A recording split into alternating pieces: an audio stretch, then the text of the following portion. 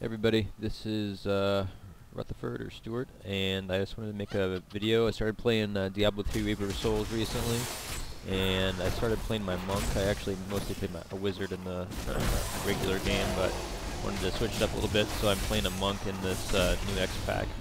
And just wanted to talk about my spec that I'm using. I basically played through all the new content on Torment 1, which I liked. I like to challenge myself and not just face roll through stuff. And so the spec that I used kind of accommodated that, so I had to build, you know, for survivability and not just straight damage.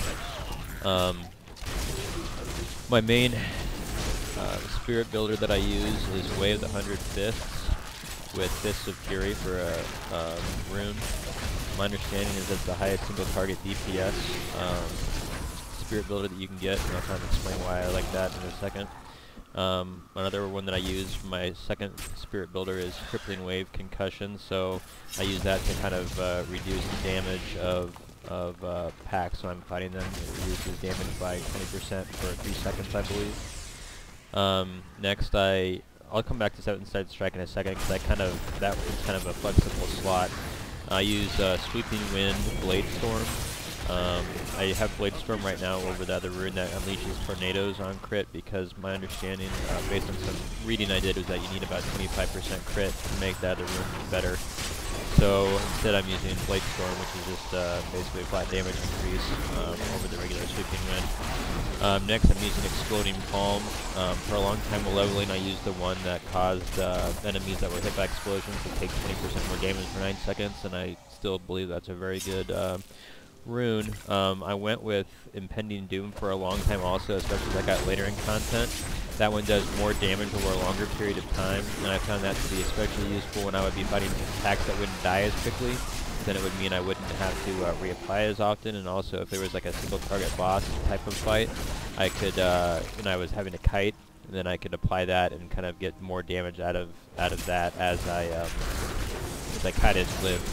Fourth, pretty standard mantra of Conviction Overawe, just more passive damage increase. So this last one, 7-sided strike, for a lot of the more difficult content that I was doing along the way on Torment 1, I was using Breath of Light, basically the heal, and found that to be extremely useful for staying alive through elite packs and bosses and things like that.